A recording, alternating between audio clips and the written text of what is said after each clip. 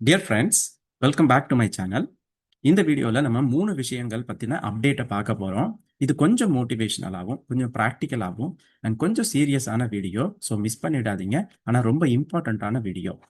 First update, lotus பற்றின final update. Already நீங்கள் நம்ம சேனலில் நிறைய லோட்டஸ் வீடியோஸை பார்த்துருப்பீங்க. இந்த ரிசர்ச் எக்ஸ்சேஞ்ச் ப்ரோக்ராமை பற்றி இன்னும் பார்க்கலன்னா அதை பற்றின வீடியோஸை நீங்கள் போய் பாருங்கள். ரெண்டாவது அப்டேட், ஹொக்கைடோ யூனிவர்சிட்டியில் கொடுத்திருந்த ஆப்பர்ச்சுனிட்டிஸை பற்றின அப்டேட். மூணாவது, செப்டம்பர் 9th அண்ட் 10th ஒரு இன்டர்நேஷ்னல் கான்ஃபரன்ஸை பற்றினது. ஸோ வாங்க ஸ்ட்ரைட்டாக வீடியோக்குள்ளே போயிடலாம்.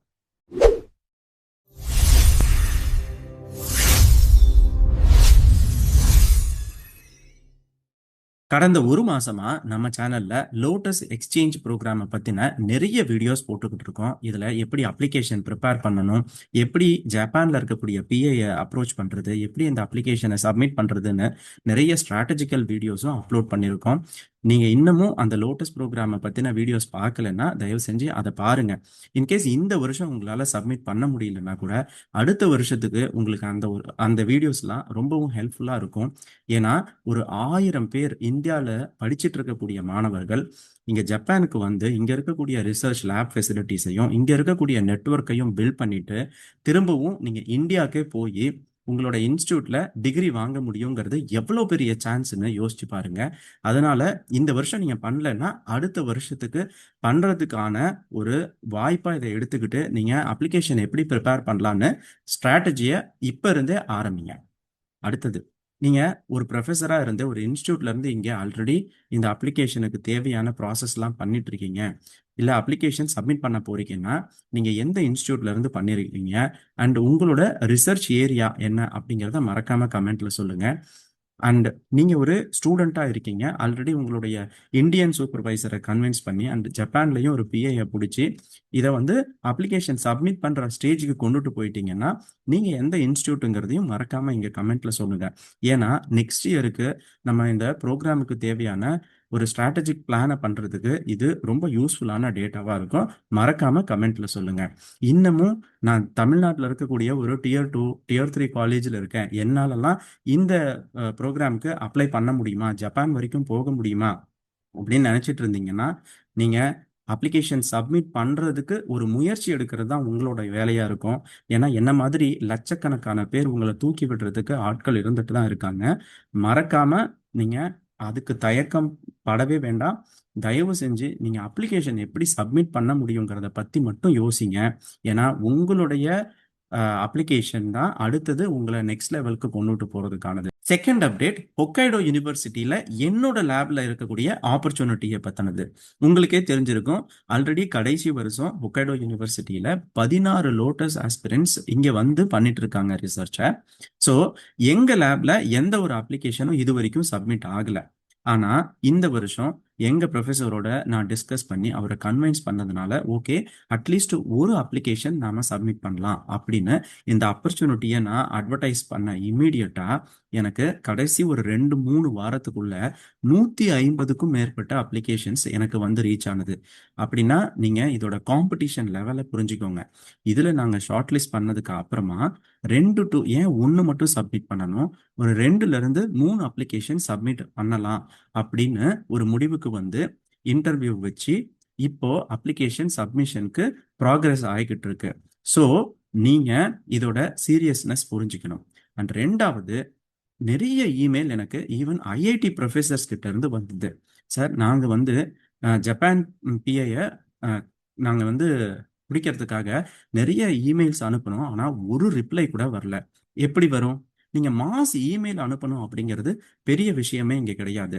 உண்மையிலேயே அவங்க என்ன பார்ப்பாங்க அப்படின்னா அவங்க உங்களோட ப்ரப்போசல் எப்படி இருக்க போகுது, நீங்க எப்படி அவங்களுடைய ஒர்க்குக்கு ஹெல்ப்ஃபுல்லா இருப்பீங்க. ஒரு எக்ஸாம்பிளுக்கு நீங்க Tier 2 Tier 3 காலேஜ்ல இருந்து ஒரு ஜப்பான் ப்ரொஃபஸர் வந்து அப்ரோச் பண்றீங்கன்னா அது ஒரு பெரிய விஷயமே கிடையாது.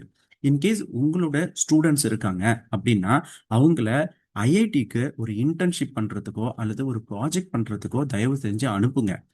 ஏன்னா ஒரு ஐஐடி ஸ்டூடெண்ட் அல்லது அங்க ப்ராஜெக்ட் ஒர்க் பண்ணிட்டு இருக்கக்கூடிய ஸ்டூடெண்ட் எப்படி அதை எழுதுவாங்கன்னா, நாங்க உங்களோட ஒர்க்கை ஃபாலோ பண்ணிட்டு இருக்கோம், உங்க பேப்பர்ஸை படிச்சோம், உங்க ரிசர்ச் ஒர்க்ல இந்த கேப் இருக்கு, இந்த ரிசர்ச் கேப்புக்கு எங்களால கான்ட்ரிபியூட் பண்ண முடியும். அண்ட் இதனால இந்தியாவுக்கும் ஜப்பானுக்கும் இருக்கக்கூடிய சொசைட்டிக்கு நாங்க கான்ட்ரிபியூட் பண்ண முடியும். இப்படி நீங்க எழுதுனீங்கன்னா ஜப்பான் ப்ரொஃபசர் அவங்களோட பார்க்கக்கூடிய பார்வை வேற மாதிரியா இருக்கும். ஏன்னா உங்களை அவங்க டைரக்டா மீட் பண்ணவே இல்லை. அதனால இந்த இமெயில் வந்து அவங்கள இம்ப்ரெஸ் பண்ணணும். அண்ட் அவங்களோட ஒர்க்கு கூட உங்களோட ஒர்க்கு எந்த அளவுக்கு அலைன் ஆகுது அப்படிங்கிறது ரொம்ப ரொம்ப முக்கியமான விஷயம். ஸோ இந்த ஒரு விஷயத்த நீங்க இமெயில்ல எழுதும்போது கண்டிப்பா அப்ரோச் பண்ணி பாருங்க.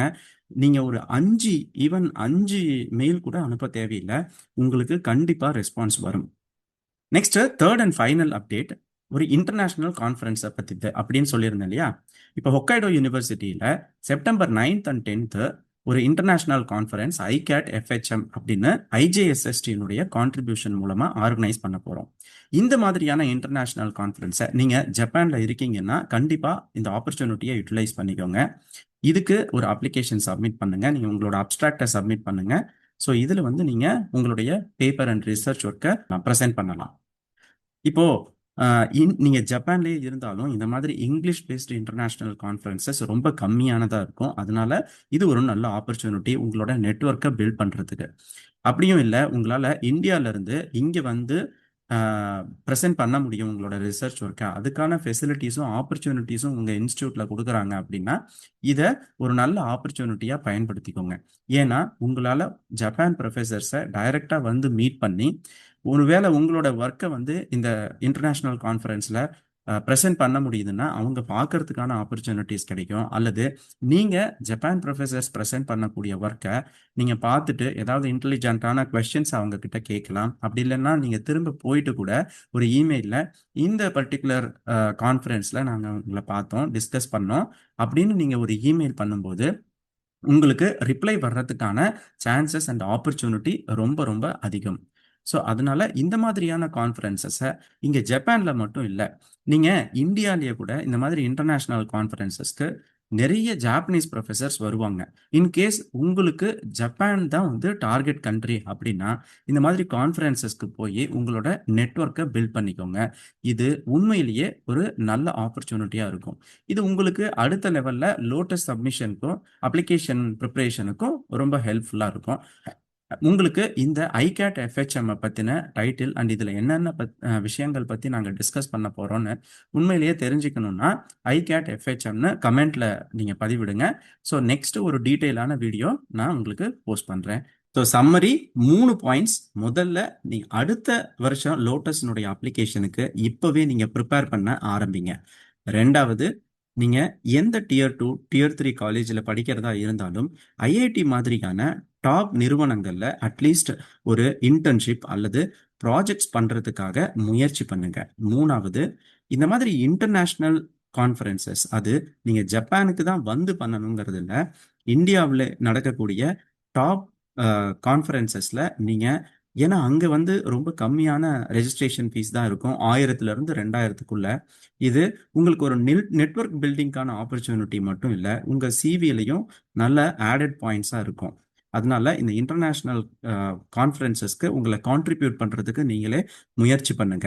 ஸோ நாளைக்கு, ஏன் இன்னைக்கு இல்லைன்னாலும் நாளைக்கு நம்ம தமிழ்நாட்டிலேயே ஒரு லோட்டஸ் கம்யூனிட்டியை பில்ட் பண்ண முடியும். ஸோ அதனால ஒருத்தருக்கு இன்னொருத்தர் ஹெல்ப் பண்ணிக்க முடியும். நீங்க எந்த டெஸ்டினிக்கு போகணுங்கிறத நீங்க தான் டிசைட் பண்ணணும். அதுக்கான ஜேர்னியை இப்பவே ஆரம்பிங்க, இன்னைக்கு, நாளைக்கு இல்லை. உங்களுடைய அப்ளிகேஷன் சப்மிஷனுக்கு என்னுடைய மனமார்ந்த வாழ்த்துக்கள். மீண்டும் இன்னொரு நல்ல வீடியோவில் பார்க்கலாம். தேங்க்யூ.